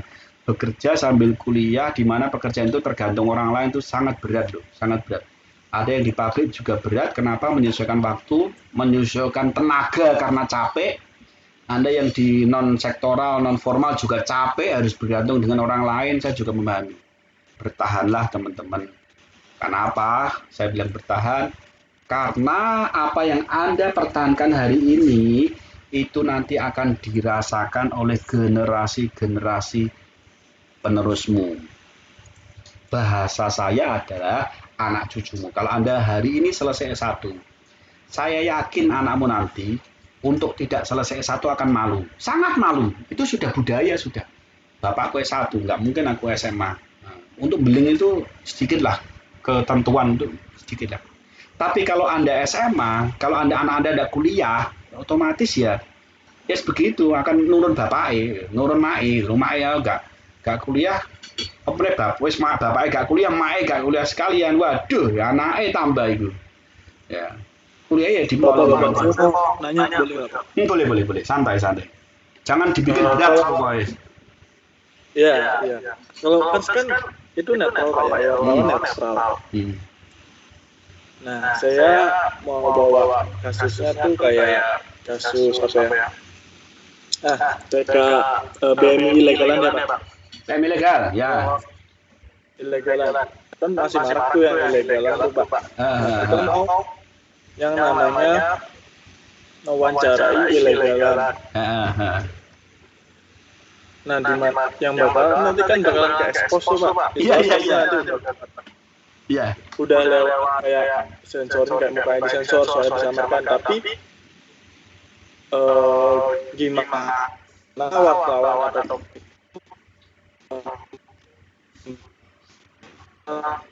memberi kepastian atau keamanan deh kalau Mbak ini nanti saya wawancarai, tapi Mbak aman ada nggak takut kalau ini. Nah, gimana wartawan itu menjamin narasumber supaya aman agar nggak apa-apa, supaya aman, benar Pak. Saya tuh kadang seneng istilah gerakan cangkem elek, Mas. Tahu aku siapa saya yang ngajari saya gerakan cangkem elek ya. Kalau ada wartawan begitu, ya ini tidak pantas ngomongkan di akademis. Ngomongnya lambemu, Mas. Jadi tidak ada pelindungan dan tidak ada pelindungan hukum. Justru Anda jadi konsumsi publik. Nah, sekarang kalau Anda sudah tahu begitu ya ojo gelem. Kalau Anda hari ini termasuk kaburan di Facebook ada kaburan club gitu ya. Jangan mau lah. Nanti saya jamin, Mbak, wes pokoknya jawab lambemu ae ngono. Jangan mau. Kenapa? Karena tidak ada perlindungan hukum. Anda wes salah kok. Salah meskipun dalam aturan melanggar hukum ya tetap salah. Memang ada undang-undang tentang perlindungan konsumen, tentang narasumber, tapi narasumbernya salah kok. Piye lagi? Tetap dia akan menang gitu loh. Tidak bisa dituntut. Menang. Iya, maksud saya kan saya juga mikirnya gitu. Ya sekarang apa namanya, kalau kita kalau kita sebagai wartawan itu kan harus ada tidak dari satu sisi aja Pak. Ada sisinya mungkin pelaku dan korban. Korban ini kalau XBRI kan yang ilegalan, kalau pelakunya mungkin dari pemerintah atau agensi gitu Pak. Nah, kalau kita ke pelakunya kan gampang, ya mungkin ke KDI bidang tenaga kerja atau gimana itu kan aman gitu Pak. Iya betul. Yang narasumber yang ilegal ini yang saya pikir gimana saya menjaminnya gitu. Nggak bisa dijamin Mas. Artinya gini, kalau Anda sebagai wartawan, saya memposisikan Anda sebagai wartawan yo. Kalau Anda sebagai wartawan yo, satu pintar-pintar Anda melobi. Yang kedua, ya gini, kode etik bukan kode etik resmi. Syaratnya gini loh, orang bisa dideteksi ada di mana dan berada di mana. Kalau di Taiwan ini kan bisa nomor telepon. Contoh begini, waktu saya kemarin masuk ke Taiwan, saya kena karantina 15 hari, 14 hari plus setengah hari, 15 hari. Di mana setiap hari saya dihubungi oleh pihak call center tentang kesehatan, dari karantina kesehatan. Apakah Bapak sehat, ada gejala enggak gitu. Ini bisa deteksi Mas. Waktu saya keluar, ada masa senggang 6-7 hari, itu pun saya berada di mana dideteksi. Lewat nomor telepon itu. Makanya, kalau Anda sebagai wartawan, ya kalau Anda niat, ya benar, innamal amalu binniyat tadi, Anda mau menangkap, ya ketangkap gitu aja. Nek Anda pengen nggak nangkap, ya wes simpan nomor teleponnya, atau nggak usah dipublikasikan. Karena nomor telepon yang kita simpan di kartu handphone sekarang pun itu bisa dideteksi lewat Facebook dan Google. Google punya otoritas ke sana. Sekarang ada namanya polisi virtual, Mas. Hati-hati. Polisi virtual itu ngawasi dan benar-benar ngawasi di grup-grup WA khususnya itu yang sudah mulai membuat provokasi. Ini di Solo sudah mulai pemanggilan ada. Di Solo Jawa Tengah sudah berlaku pemanggilan. Ya, yang bersentuhan dengan seorang penguasa. Di negara kita itu dipanggil orang lagi asik-asik gibah ya, karena gibah itu kan mempererat persatuan dan kesatuan, ketawa-ketawa gibah, besoknya dipanggil polisi virtual ya, kayak gitu. Hati-hati, bisa, apalagi di Taiwan agak canggih, agak tidak seketat di Indonesia. Jadi makanya ya kalau Anda sebagai wartawan, kalau Anda niat baik ya cukup respondennya itu namanya siapa, terus gak usah takut nomor ARC, cukup bahwa namanya ada. Ini kan ilegal namanya. Iya Pak, maksud saya gini Pak, itu udah ada bentuknya wawancara media sosial, terus jatuhnya boom viral gitu. Otomatis pihak aparat dari kesini juga kan nggak mungkin abai doang. Gitu. Iya bener. Nasiban bahasanya. Ya, dia mesti nge-cross check redaksinya ada yang mana saya dan mungkin beberapa teman-teman saya yang jadi wartawan. Di cross check nih, kamu dapat ini dari mana? Terus, nah saya kan menjamin ke narasumber tuh dengan cara gini-gini, diakalin gini-gini. Nah nanti saya bilang gitu, maksudnya saya kena dampaknya nggak? Karena saya ngeliat posisi saya tuh menutupi menutupi yang salah dan menghalang-halangi kan berarti gitu, Pak? Enggak, jadi begini. Kalau Anda, wartawan itu kan organisasi profesi ya. Wartawan itu organisasi profesi, artinya dia dilindungi undang-undang. Saya ngomong kalau di Indonesia, saya kira di Taiwan juga sama. Jadi organisasi profesi itu tidak bisa dipidana dalam menjalankan pekerjaannya. Itu ada di undang-undangnya. Jadi organisasi ada undang-undang pers ada. Jadi wartawan itu tidak bisa. Kalau diminta keterangan bisa, Pak? Boleh. Diminta keterangan boleh. Anda kooperatif aja. Kalau dibilang, "Loh, mana narasumbermu ya? Narasumbermu saya ketemu di jalan, Pak." Gitu aja. Dia tidak punya hak memaksa Mas Ade karena nanti bertentangan dengan HAM. Negara Taiwan punya menjunjung tinggi HAM juga. Tidak bisa dipaksa. Mas Ade tidak bisa dipaksa. Gitu. Nah, kita kalau di Indonesia kita bisa pakai undang-undang perlindungan saksi, tapi kan di Taiwan tidak bisa, Mas, karena undang-undang Taiwan dan tidak berlaku juga karena dia ilegal. Ya, itu pinter-pinter Anda sebagai wartawan gitu. Yang pasti kayak Anda wartawan terus pengacara itu tidak bisa dipidana dalam menjalankan tugas. Contohnya begini, ada orang mencuri jebres di kantor polisi. Nah, karena pencurian itu diikuti kekerasan, pembunuhan, pemerkosaan dan lain-lain sehingga harus didampingi pengacara karena kejahatan yang di atas 5 tahun itu wajib didampingi pengacara. Saya datang, misalnya sebagai kuasa hukum yang bersangkutan, maka saya tidak bisa didakwa bersekongkol dengan atau grupnya dari pencuri itu, tidak bisa. Itu karena saya menjalankan profesi sebagai pengacara. Beda kalau orang yang tidak bukan pengacara kemudian datang, saya membela Pak, jangan-jangan komplotannya juga kamu, tak tangkap sekalian, ya bisa. Kayak wartawan itu dilindungi undang-undang profesi namanya. Ya, kira-kira begitu. Nah, mengenai tadi Mas Ade, kalau menyembunyikan narasumber ya bilang aja, kita kan riset itu kan bisa by online, bisa ketemu di jalan, bisa toh. Ini kan baru data, riset itu kan baru data. Nah, baru data, tidak ada masalah. Anda menyembunyikan juga tidak ada masalah. Anda sudah tahu bilang tidak tahu ya tidak ada masalah. Tidak ada hak untuk memaksa. Nah, kecuali kalau Anda digebuki terus Anda ngaku ya tidak tahu saya. Itu kan sudah masalah hukum lain gitu. Ada permasalahan hukum lain. Dan dulu terjadi juga di Indonesia, Mas. Terjadi itu. Untuk ngakui bahwa itu sumber dari mana sampai oknum itu digebuki, dianiaya di sebuah kantor aparat gitu. Ada. Saya nggak sebut nama aparatnya ya, nanti kasus ya. Tuh. Itulah, pokoknya hati-hatilah. Bahasa kita tuh hati-hatilah. Anda sebagai wartawan atau siapapun itu ya kalau berbenturan dengan hukum harus hati-hati. Ya, gitu. Oke? Berarti maksudnya kalau dalam posisinya wartawan mungkin lebih enak ya. Tapi kalau bukan wartawan ya repot sekali. Kalau Anda wartawan, Anda satu harus punya kartu pers, Mas. Dan tempat Anda bernaung harus punya lisensi. Jangan sampai wartawan hati-hati. Nanti Anda dituduh wartawan abal-abal dan itu ada kasus hukumnya juga gitu. Kalau kita bukan wartawan ya mending kita sebagai akademis atau orang yang riset malah boleh. Tapi kalau bukan wartawan dalam tanda konteks yang dinaungi organisasi profesi kemudian dia bilang wartawan, wah payah. Kalau Bapak bilang untuk kan bukan wartawan nih, kita seorang akademisi untuk riset itu gimana? Ada maksudnya wartawan kan ada yang tadi itu. Tidak apa-apa. Kan Anda sudah standpoint Mas Ade boleh malah bagus gitu. Saya lagi mengadakan penelitian Pak atau Mbak. Kemudian Mas Ade publikasikan ya bilang aja saya berdasarkan data. Lah datamu dari mana ya? Dataku ya dari di jalan itu. Gitu aja gitu. Tapi kalau dalam publikasi itu Mas Ade mengatasnamakan sebuah nama media atau wartawan A ya harus mempertanggungjawabkan secara hukum.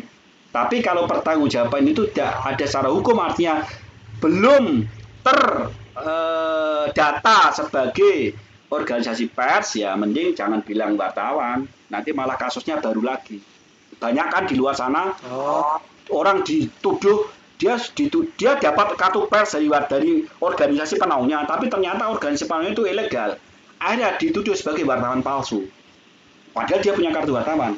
Salahnya siapa ya? Salahnya organisasi itu gitu. Tapi hati-hati juga. Jadi kalau ke sebuah media itu harus hati-hati, harus ada dinaungi oleh lembaga yang resmi.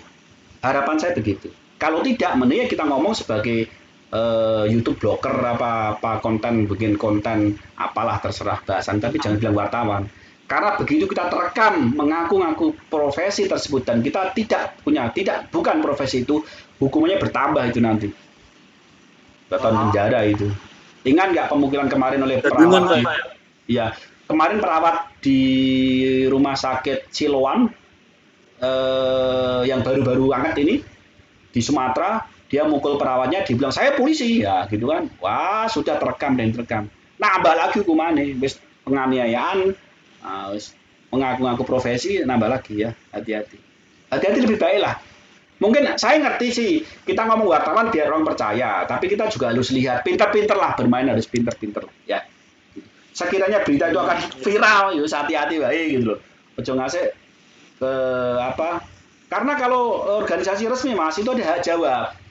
Diatur undang-undang. Jadi pers itu ada hak jawab, tidak bisa dipidana. Tapi kalau tidak resmi ya berarti mau bikin masalah itu namanya ya. Mempublikasikan masalah publik. Nah, nggak punya hak jawab itu namanya. Sudah kriminal pidana ya. Hati-hati. Karena sentuhannya sedikit dengan pidana, hati-hati sekali. Jadi online sekarang itu tipis sekali ya, berbenturan dengan pidana itu tipis sekali. Terakhir peristiwa babi ngepet, di mana itu? Siapa yang dari Depok? Ya, orang memviralkan temennya babi ngepet, gara-gara gitu aja masuk penjara atau itu. Hati-hati ya, hati-hati. Hati-hati ya. Pokoknya hati-hatilah. Artinya hati-hati nih, kita harus punya rem. Nah, kira-kira berita akan viral harus naungan kita kuat apa enggak? Oh, nah resmi ya enggak apa-apa lah, bebas. Karena tatkala ada tuntutan bukan ke wartawannya, ke persnya, nanti ada hak jawab. Gitu. Ya, kira-kira begitu. Oke, sambil berjalan. Jadi, teman-teman, perkembangan hukum media massa di Indonesia itu ada era pra-kemerdekaan, ada era pasca kemerdekaan, terus bersambung dengan era Orde Baru. Setelah era Orde Baru ada namanya era reformasi. Ini kira-kira perkembangannya begitu. Sejarah lah, sejarah kan harus tahu. Contoh, sejarah Mas Ade kayak apa sih? Oh, ya, dulu pernah TK, dulu pernah SD, dulu pernah SMP, dulu pernah SMA, sekarang kuliah, itu ada namanya sejarah. Anda harus tahu.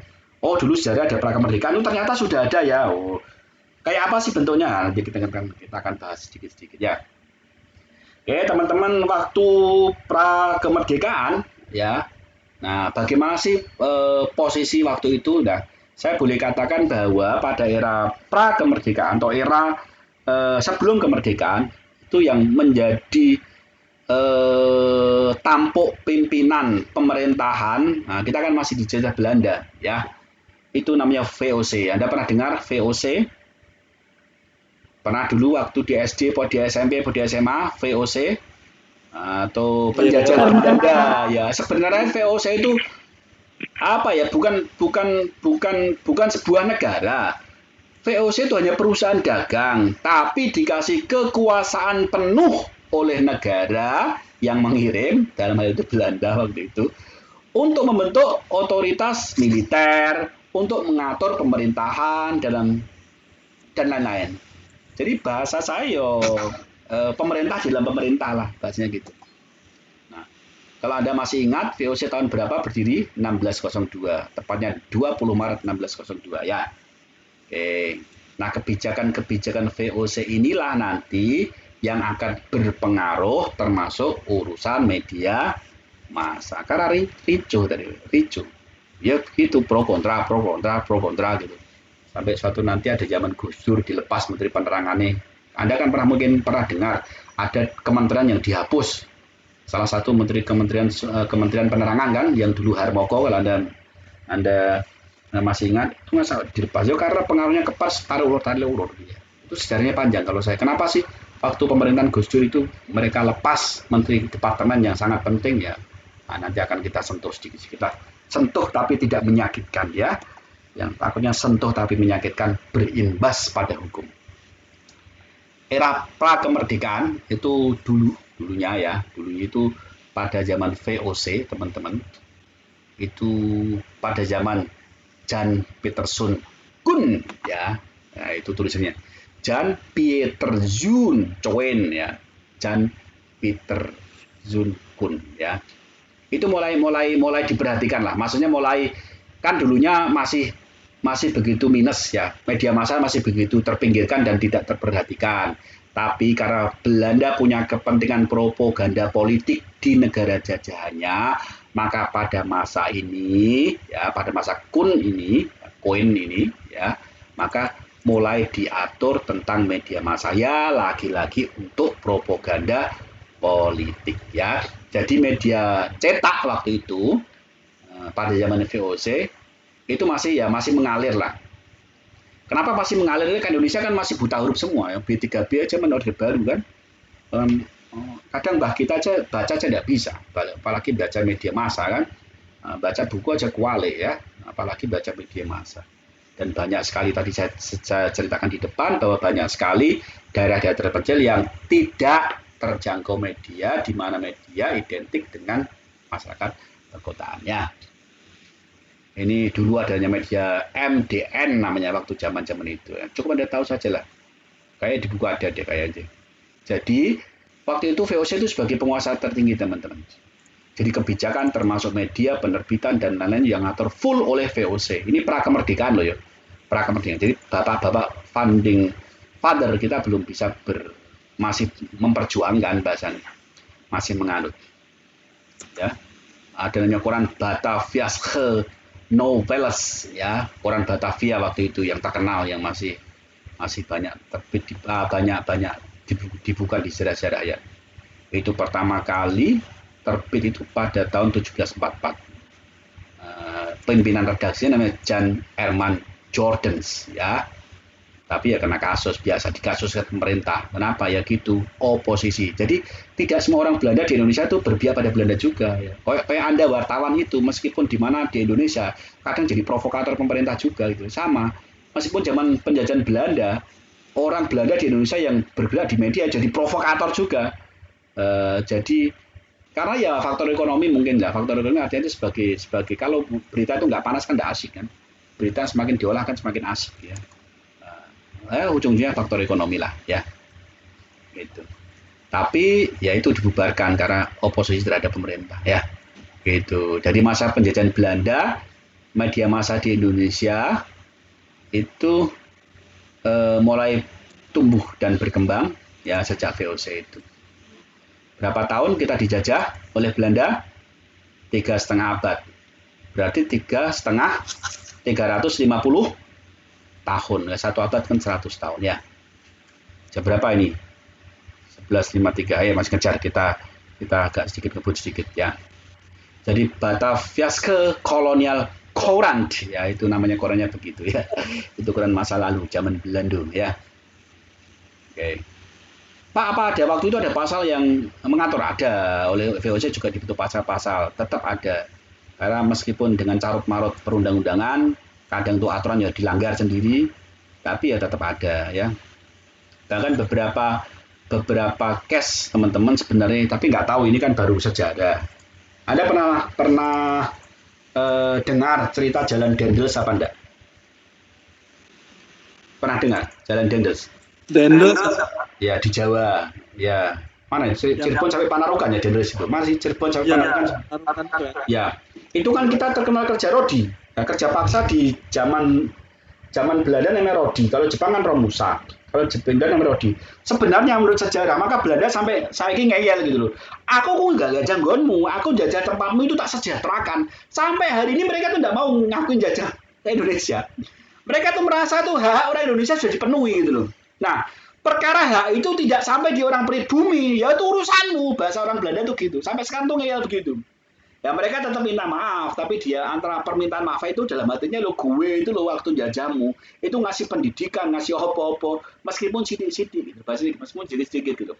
Bahkan ada rumor bahwa pada waktu itu zaman Rodi itu mereka digaji teman-teman. Jadi dari pemerintah Belanda oleh Dendels gubernur waktu itu tuh ngasih anggaran ke orang-orang Indonesia yang diangkat menjadi pejabat publik perwakilan Belanda. Tapi lagi-lagi mental korup orang Indonesia hari itu. Maka uang yang harusnya milik rakyat yang bekerja tidak diberikan dan digunakan untuk memperkaya diri. Tiap kabupaten begitu. Akhirnya sepakat dan semua dari Cirebon sampai Panarukan itu, Dendels itu tidak pernah digaji gitu. Nah itu. Memang pada pertengahan sejarah saya baca itu sampai Semarang, daerah Semarang itu mulai bankrupt, mulai bangkrut. Jadi mulai Jawa Barat sampai Semarang masih keuangan lancar, dan mulai Semarang itu mulai agak bangkrut. Tetap ngasih tapi di bawah standar. Lagi-lagi dikorupsi lagi. Ini sejarah, yang ngomong sejarah bukan saya. Moga-moga tidak ada komplain.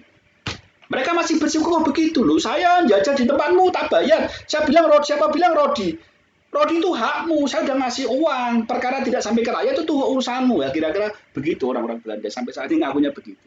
Nah, sampai Rodi kalau kita lihat kan mereka kalau dikirim Rodi membuat jalan raya itu berangkat pulang nggak kembali, mati karena kelaparan dan lain sebagainya. Ya mereka akan begitu lah hidup ya, gitu. Sampai sejauh itu. Nah, kita mulai prakemerdekaan mulai ada pergerakan lah dari orang-orang yang memperjuangkan kemerdekaan. Jadi sensor-sensor yang membuat tadi majalah-majalah Belanda, meskipun milik orang Belanda sendiri dibredel ya banyak hal ya. Di antaranya adalah waktu itu tahun 1912 berdirilah Indiske Partij ya. Tepatnya kalau tidak salah 25 Desember 1912. Anda mungkin masih ingat sejarah itu meskipun agak lamat-lamat antara sadar dan tidak.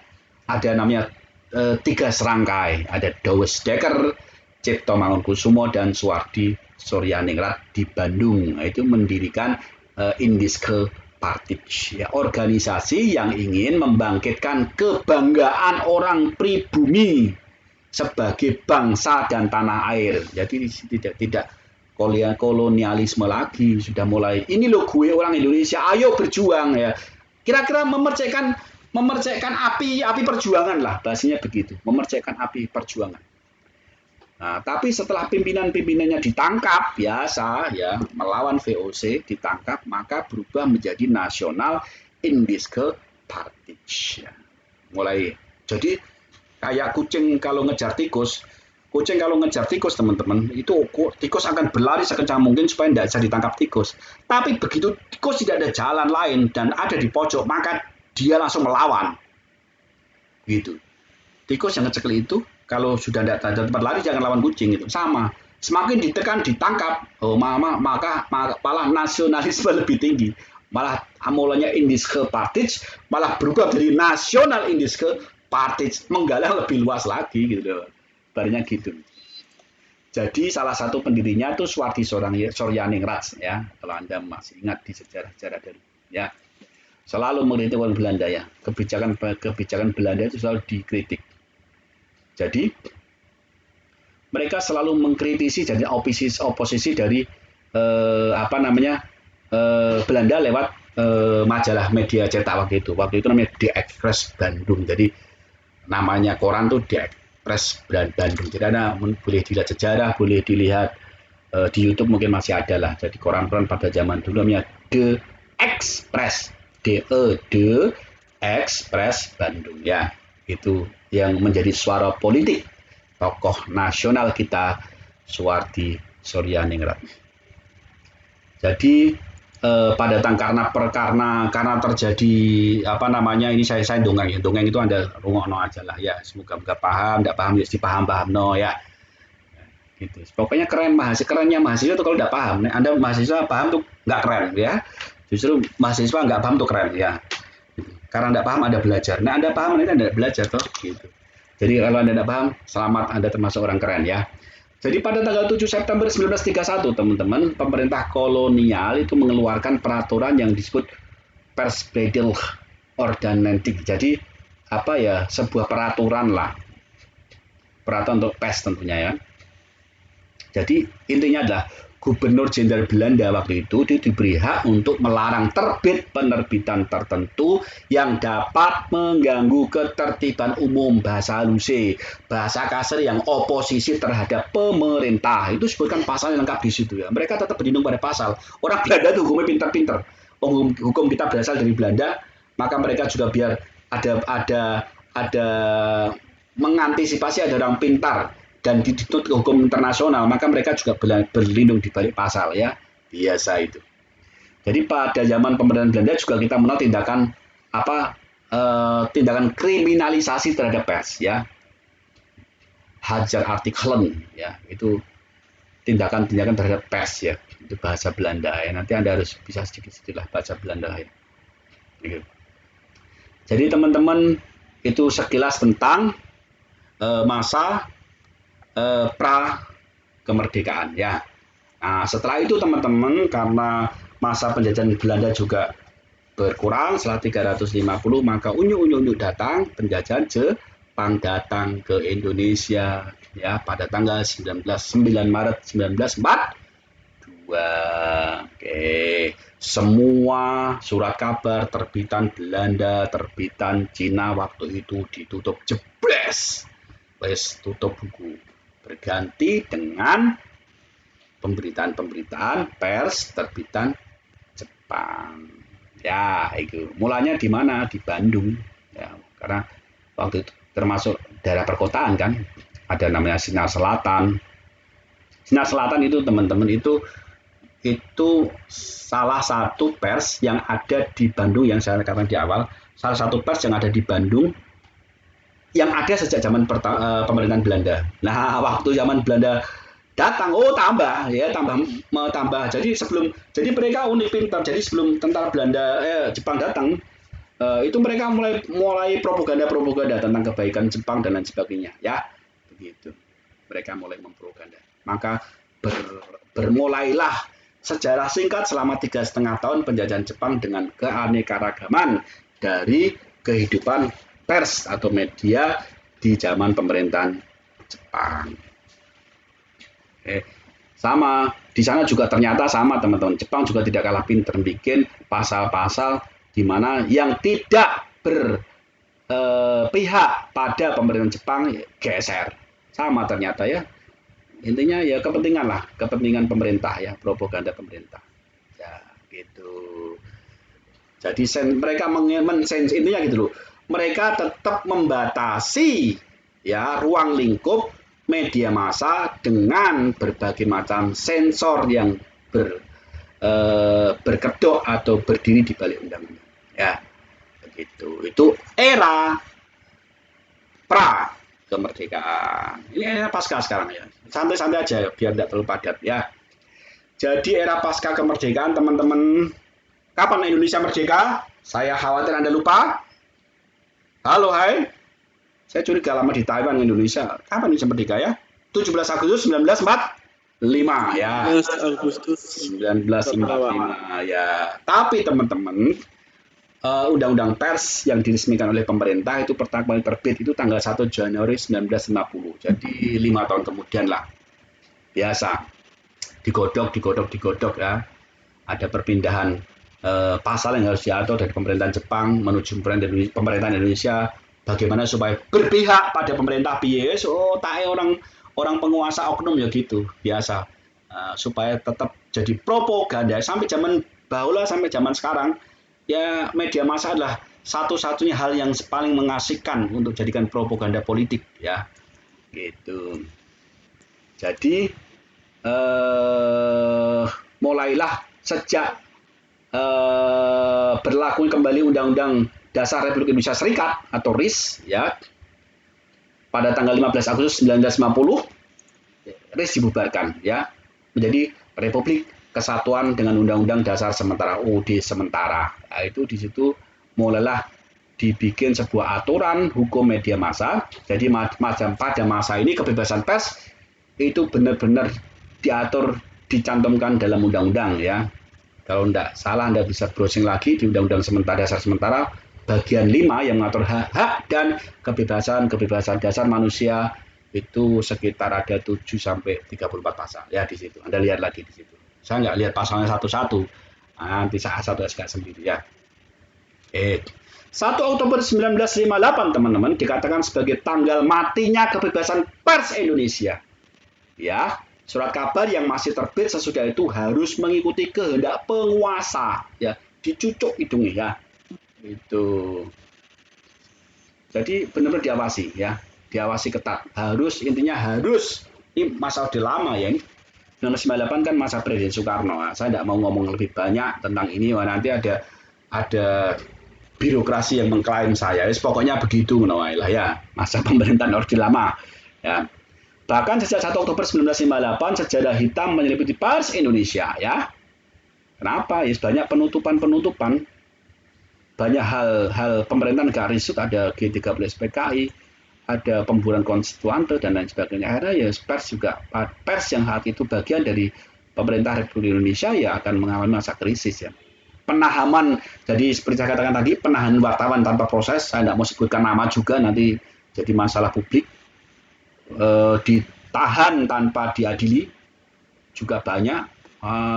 Apa yang saya tahu sekitar 42 peristiwaan lah dalam pers lebih lah ya, karena saya ikut seminar tentang pers, ada sekitar 42 peristiwa lebih tentang pers ya, wartawan yang diberedel pada saat itu cukup banyak teman-teman. Sama tahun 1950 sampai 59 itu juga pada zaman demokrasi liberal itu gimana ya, banyak sekali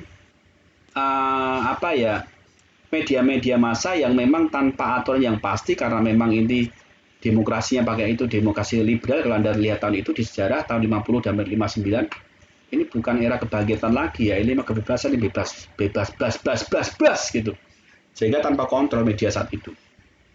Ada Masyumi dengan majalahnya Abadi, ada Duta Masyarakat milik NU, ada Sulho Indonesia PNI, ada Hadian Rakyat milik PKI waktu itu. Wah, banyak sekali ya, bebas mencaci maki pemerintah dan lain sebagainya, namanya juga liberal ya. Dan hal itu teman-teman pada era pergantian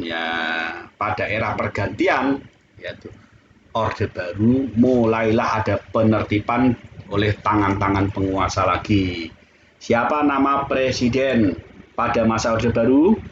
Anda jawab dalam hati ya. Jadi waktu Presiden Soeharto menjabat menggantikan Soekarno, era di masa pers barat menemukan bentuk yang relatif baru berbeda dengan era sebelumnya. Tapi harapan baru itu hanya sebatas harapan. Kenapa? Karena membuka luka lama teman-teman.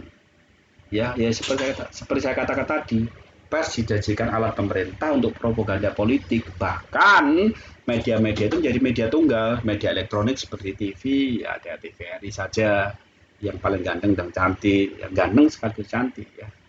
Yang pada masa RRI ada radio itu hanya Republik Rakyat Indonesia, itu aja. Jadi Anda tidak bisa melihat siaran Deddy Corbuzier, tidak bisa ya. Anda juga tidak bisa melihat FM, AM ya, gelombang-gelombang radio itu hanya Radio Republik Indonesia ya, pada masa zaman Orde Baru. Jadi berkaitan dengan pers teman-teman, jadi sangat dikekang pada zaman Orde Baru itu ya. Kalau saya melihat beberapa kasus kriminal banyak sekali ya. Ada kalau lihat sejarah lah di YouTube juga, rekam jejak digital juga masih ya. Ada istilah malapetaka 15 hari itu malari. Tahun 74 diberedelnya 12 penerbitan langsung oleh pada masa itu. Ya, luar biasa. Banyaklah hal-hal yang sangat menyedihkan. Jadi tidak heran ketika itu namanya juga ide dan perkembangan politik, maka biar tertib, pemerintah mengeluarkan surat izin usaha, surat izin penerbitan pers, surat izin usaha penerbitan pers atau SIP. Sebenarnya tujuan SIP itu apa sih? Ya sebenarnya lagi-lagi ya untuk membatasi aja gitu. Ini ada saya di layar saya tampilkan beberapa ciri-ciri otoriternya, betapa otoriternya pemerintahan Orde Baru ya. Monopoli informasi, Tindakan di Orde Baru, penguasaan total terhadap penyiaran dengan siaran sentral pada televisi, TVRI, ya. Pengekangan pers dengan monopoli kebenaran, ya, dibungkus-bungkus gitu kan ya. Memonopoli kekuasaan di tangan satu partai, waktu itu Golkar sebagai single majority, ya. Teror dan pelanggaran HAM, ada pemberedelan, ancaman, penculikan, aktivitis, penyiksaan dan pembunuhan. Nah, saya kan tidak sebut nama, jadi tidak melanggar pidana. Pembatasan keorganisasian, PWI ya sebagai wadah tunggal wartawan, SPSI wadah tunggal untuk buruh. Ini dibatasi semua gitu loh. Ideologi yang wajib bagi warga negara yaitu Pancasila sebagai satu, ya ini masih berlaku ya, tapi pelaksananya ya wallahu alam bishawab. Tidak peduli tatanan hukum, jadi aturannya ada ya, tapi sedikit dilaksanakan atau dikontrol pemerintah untuk melanggengkan rezim ya, rezim pada masa itu. Jam berapa teman-teman? 12:11 ya. Oke. Halo, hai. Yang lain separuh nyawa semua? Oke, tidak majalah ya. Ini jam berapa teman-teman? Masih berapa waktunya? Masih berapa? Halo Mas Ade. Mas Ade. Ya, Pak. Masih berapa menit lagi waktu saya? Ya, Pak. Masih berapa menit lagi? Sebentar lagi ya. Saya lihat dulu, Pak. Oke, saya kasih 5 menit lagi ya. Kan saya selesai jam 12. Jam 1.15 toh. Jangan tuh jam 12. Oke. Ya. Ini harusnya tinggal 3 menit lagi ya. Kita kasih waktu tambah. Tadi kan agak kesulitan masuk, sebabnya apa? Sebabnya ya linknya biasa. Jadi teman-teman ngajak berantem linknya ya. Nggak usah diajak berantem lah ya. Kasihan linknya, nggak punya nyawa kok diajak berantem. Ya disabari aja. Itu bagian dari sebuah proses. Tetap harus kita support hidup UT ya. Oke. Perkembangan hukum media massa di era Orde Baru tentang SIUP, tadi sudah mulai diadakan SIUP untuk mengatur tentang SIUP. Jadi tujuan SIUP itu satu, agar pers yang bertanggung jawab adalah pers yang sehat untuk mengelola usahanya, tidak asal berdiri tanpa izin sehingga banyak informasi-informasi sepihak dan tatanan hukum jadi kacau ya. Isi redaksinya juga bisa teratur dan bisa dipertanggungjawabkan, terutama kalau ada masalah hukum. Jadi perusahaan penerbit pers itu tidak dikelola secara gotong royong dengan mengikutsertakan karyawan pers dalam pemilikan modal saham perusahaan pada Orde Baru. Jadi karyawan pers itu mendapat kesempatan untuk memiliki saham atau bentuk pemilihan lainnya. Jadi boleh menanam saham di situ. Tapi ya tetap dikontrol pemerintah ya. Oke. Kalau saya lihat di situ di pasca Orde Baru ini pada sistem otoriter ya. Jadi banyak sekali pada penyalahgunaan pada masa Orde Baru ya gitu, single fighter ya, TVRI dan RRI. Pada era reformasi atau era Orde Baru atau era reformasi, media massa akhirnya dapat bernafas lega. Dengan runtuhnya Orde Baru, media massa memiliki ruang kebebasan yang sesungguhnya. Itu kalau saya tidak salah mengartikan adalah era zamannya Presiden Abdurrahman Wahid ya. Gitu. Jadi pemerintah Gus Dur dan Mega waktu itu sebagai wakil presiden itu menghapus Departemen Penerangan yang saya ceritakan tadi. Harus ini merupakan sebuah kemajuan langkah karena Departemen Penerangan waktu itu dijadikan alat pemerintah untuk menyetir media massa. Maka oleh pemerintahan Gus Dur, di mana beliaunya Ibu Megawati sebagai wakilnya membubarkan atau menghapus Departemen Penerangan ya. Jadi yang bisa kita ambil dari pembubaran itu kebebasan pers. Dulunya kan SIUP juga dihapuskan, tapi sulit terwujud kalau pemerintah terus ikut campur tangan dalam dunia mereka. Jadi sementara ini pemerintah selalu mensensor, selalu ikut campur berita yang kira-kira tidak pro pemerintah, dibredel, tidak boleh terbit dan banyak lain. Itu pada zaman-zaman pemerintahan era reformasi, Gus Dur dan Ibu Megawati mulai ditertibkan lagi ya. ini juga merupakan fakta sejarah bahwa Departemen Penerangan lebih merupakan representasi penguasa dibanding sebagai lembaga independen yang bertugas sebagai fasilitator informasi pemerintah dan masyarakat. Jadi sebagai kuda tunggangan ya. Jadi sebagai test case ya istilahnya. Jadi pembubaran Departemen Penerangan itu merupakan test case terhadap pemerintah sebenarnya itu. Benar enggak sih pemerintah pada zaman itu benar-benar reformasi atau reformatif ya gitu. Salah satu langkahnya ya gitu ya. Karena selama ini kebebasan pers diberikan ya, tapi pers tidak bisa, artinya gini loh, waktu Departemen Penerangan itu dihapuskan, ini akan menjadi sebuah tolak ukur. Apakah jika pers sudah diberikan kebebasan, pers bisa menjaga kode etik dari pers itu sendiri gitu loh. Kalau tidak bisa menjaga kode etik, berarti penegakan kebebasan pers selama ini sebenarnya faktornya adalah pers sendiri, bukan pemerintah. Oh itu loh. Ini begitu. Mau tes gas sebenarnya. Gitu. Jadi keputusan itu adalah menghindari keputusan politis dan perlunya penegakan hukum terhadap pelanggaran-pelanggaran yang terjadi. Yaitu pada era reformasi. Jadi menurut keputusan Presiden nomor 153 tahun 99 dibentuklah Badan Informasi dan Komunikasi Nasional atau BIKN.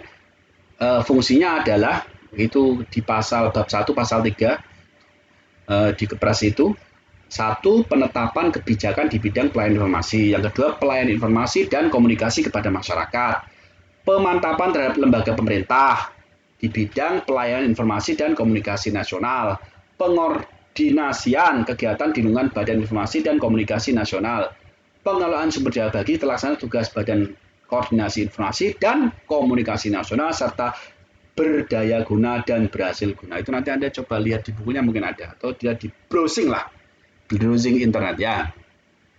Oke, kira-kira begitu teman-teman. Ya.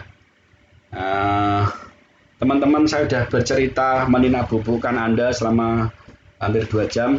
Tadi telat masuk, kenapa? Karena linknya tidak bisa diajak kompromi. Apapun itu kita tetap support UT, kita tetap semangat ya, biar kekurangan-kekurangan. Ini kan salah satu bentuk media massa, media juga kan, media elektronik. Siapa enggak usah dikomplain. Aduh Pak, ada kemarin yang ngomongin saya, aduh Pak, saya mau keluar. Kenapa? Saya susah Pak masuk LMS. Aduh, kenapa hanya karena susah masuk LMS Anda mau mundur dari mahasiswa?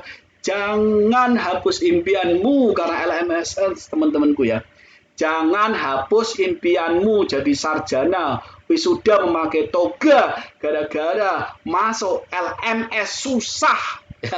Sabari saja, kalau tidak bisa konsultasi ke pihak tutor, tidak bisa konsultasi ke pihak teman, tidak bisa lagi konsultasi ke pihak manajemen. Tidak apa-apa, saya juga sama tadi, saya nongkrong tadi sudah masuk, tidak bisa masuk, suruh refresh, suruh keluar, saya sudah keluar lagi, masuk itu tidak bisa. Alhamdulillah terakhir oleh Mas Julian tadi dikasih senjata pamungkas ya, sakti sekali. Biasanya kalau nangani Bu Eti langsung sakti, ini tidak tahu kok tidak sakti ya. Akhirnya Mas Julian ya keluar dengan jurus andalannya, linknya sangat panjang sekali, tapi alhamdulillah bisa masuk ya. Akhirnya saya bisa berjumpa dengan Anda. Maka tadi saya nyanyi di awal berita, di awal pelajaran, ya rindu ketemu Anda ya. Oke, ada pertanyaan kah teman-teman? Halo, hai. Tidak ada? Mas Ade? Tidak ada Pak. Nah, tidak ada. Ada Tidak, nanti, mungkin Mas. kalau itu Pak. Apa? Mungkin nanti kalau ada di follow up di grup Pak. Oke, bagus. Ya, seperti biasa kita follow dulu. Oh ya, teman-teman. Jangan lupa diskusi halaman pertemuan 1 sampai 3 ada isi. Karena diskusi itu masuk nilai partisipan tinggi loh, tinggi. Jadi SKS-mu tuh tidak berdasarkan nilai 2 stok dan ujian enggak. Nilai kehadiran, makanya meskipun link, cobalah titip kalau dulu kan zaman saya ada titip absen. Sekarang model titip link lah, wis oke enggak masalah ya, sebagai kita ben pantes ya. Ada titip link, pokoknya apapun yang penting Anda hadir ya, gitu. Terus berusaha lah ya, kalau nggak bisa minta tolong temennya. Saya juga tadi berkali-kali sampai harus tidak hampir putus asa, tapi karena saya harus rindu kepada Anda, maka saya harus kesampingkan putus asa saya dan saya terus berjuang dan akhirnya ketemu Anda ya, begitu. Oke, ada lagi yang perlu saya sampaikan atau Anda mau bertanya? Kalau tidak ada, saya tutup dengan sebuah sedikit cerita, teman-teman. Anda mendengarkan atau tidak apa-apa. Teman-teman Anda sudah di semester 3, tentunya banyak senang susah Anda sudah lalui. kendala LMS bukan kendala Anda, harusnya seperti semester 1 Anda sudah membentuk jiwa yang tangguh. Mungkin jiwa Anda sudah tangguh. Saya akan bikin jiwa Anda lebih tangguh lagi, teman-teman. Saya mau bercerita sedikit karena itu sebuah kehidupan. Ada sebuah perlombaan, teman-teman, lari jarak menengah ya. Lari jarak sprinter pendek itu 100 meter, kalau menengah di atas 100 meter. Ada 3 orang, 4 orang, dan 5 orang ya, pastinya untuk mengikuti perlombaan itu. Sang pelari yang hebat waktu itu, sering menang dalam sebuah pertandingan. Dia lari begitu cepatnya mendali teman-temannya. Karena saking semangatnya, teman-teman, di tikungan waktu berbelokan, dia itu disusul temannya yang pelari kedua dan jatuh. Jatuh. Saking semangatnya pengen menang, kemudian dia tergeser temannya dan jatuh. Kerungkep ya, bahasanya kerungkep, jungkir dari situ. Dia marah dan nunjuk-nunjuk. Hai, dia bilang, kamu kurang ajar. Dia sambil nunjuk-nunjuk temannya tadi yang nyenggol tadi. Kamu kurang ajar. Hei, berhenti, kamu berhenti, kurang ajar. Saya udah di depan, kenapa kamu senggol saya jatuh. Ini saya luka, sakit semua, tahu nggak? Dia bilang itu marah.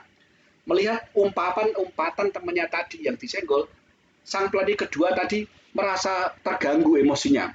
Dia berhenti, dia tidak jadi lari, teman-teman. Dia berhenti. Dengan berkaca pinggang dia bilang, apa kamu? Dia bilang gitu. Kenapa kamu menunjuk-nunjuk saya? Kenapa kamu bodoh-bodohin saya? Kita ini lari fair. Kalau kamu jatuh ya biasa, bangkit biasa. Kamu yang menyenggol saya sehingga saya jatuh. Kamu tahu nggak saya luka? Saya terjadi pertengkaran mulut, teman-teman. Ya, untungnya nggak terjadi gelutan. Asik bertengkaran mulut di situ, teman-teman. Padahal di suasana perlombaan. Akhirnya disusullah pelari ketiga, teman-teman. Nah, untungnya pelari ketiga ini tidak pernah komplain. Dia lihat 2 orang temannya tadi bertengkar, dia cuek aja, dia lari terus. Nah, begitu aja pelari berikutnya. Sampai alhasil, teman-teman, pelari kedua yang tidak begitu hebat tadi selesai pada finish, malah mengalahkan 2 pelari hebat itu. Artinya apa? Nilai filosofinya, teman-teman. Dalam dunia ini tidak dibutuhkan siapa yang terhebat. Tidak dibutuhkan siapa yang hebat, yang jago, yang keren, bukan. Dalam dunia ini, dalam perkuliahan ini dibutuhkan siapa yang kuat bertahan lama dan siapa yang kuat menyelesaikan sampai selesai. Anda tidak perlu jadi orang terhebat, tapi Anda cukup jadi orang yang bisa menyelesaikan kuliah strata Anda. Ya. Sama. Dalam kuliah banyak sekali masalah-masalah. Modul telat, LMS tidak bisa masuk, dosen telat, mungkin Anda telat, mungkin juga masalah pribadi Anda di pekerjaan, capek, majikan tidak mengizinkan. Tidak usah ngomel, tetap saja jalani. Hanya bisa titiplah. Hanya bisa aktif lah, tidak bisa gantian. It's okay lah. Mengerjakan tugas tidak bisa koordinasi dengan teman. Bicaranya supaya tidak copy paste pas. Supaya ada seni-seni berubah. Apapun lakukan. Yang penting satu absen penuhi. Ada komentari, ada pelajaran Anda masuki. Ya, sehingga tugas-tugas ini terselesaikan dengan baik ya. Karena kita kuliah, Anda teman-teman, satu SKS ketemu saya ini, bukan ada 3 SKS ya. Satu mata kuliah ini, Anda hanya 1 hari, teman-teman. Anda bayangkan 1 hari. Kenapa saya bilang 1 hari? Karena 1 jam kita bertemu itu 2 jam. Sedangkan kita bertemu 8 kali pertemuan, berarti 8 kali 2 ada 16 jam kita tidak bertatap muka. Sedangkan 1 hari hanya ada 24 jam. Anda untuk menyelesaikan hukum media massa itu hanya 16 jam. Tidak lebih dari 1 hari. Maka bertahanlah. Ya, itu dengan aturan-aturan yang ada. Itu. Tidak usah mengeluh. Anda sudah semester 3 harus lebih kuat. Jadilah contoh terbaik buat adik-adikmu. Ya. Bukan siapa yang terbaik. Jangan pengen pernah menjadi terbaik. Rangkulah teman-temanmu kalau Anda baik. Lebih enak lulus bareng, masuk bareng, keluar bareng. Daripada Anda sendiri lulus tunggal, pakai wisuda sendiri, tidak punya teman, tidak ada kebanggaan, teman-teman. Tapi kalau Anda wisuda bareng, pakai toga bareng, foto bareng, akan jadi memori yang indah suatu ketika nanti, teman-teman. Ya, itu pesan saya. Oke, terima kasih teman-teman. Selamat melanjutkan tugas. Tugas dalam kehidupan Anda bekerja juga tugas Anda di pelajaran atau SKS berikutnya. Oke, Mas Adi, terima kasih atas informasinya. Sampai ketemu minggu depan. Jangan lupa pesan saya di grup, aktif di grup, LMS dipenuhi ya, biar agak rame. Masuk bareng, keluar bareng, bertahan, saling menggandeng satu sama lain, gitu ya. Oke, terima kasih. Sampai ketemu. Salam sejahtera. Tetap bertahan, sehat selalu, jaga semangat, jaga kekompakan. Assalamualaikum warahmatullahi wabarakatuh. Oke, Anda boleh keluar.